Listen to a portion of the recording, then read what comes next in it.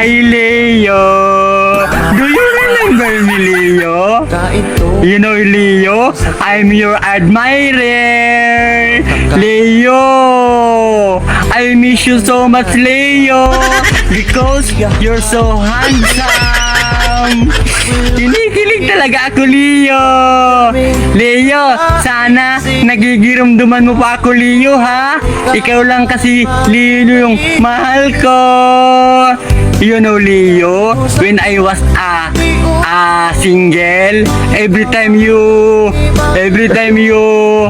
remember you, I'm happy because I remember the past of the happy memories.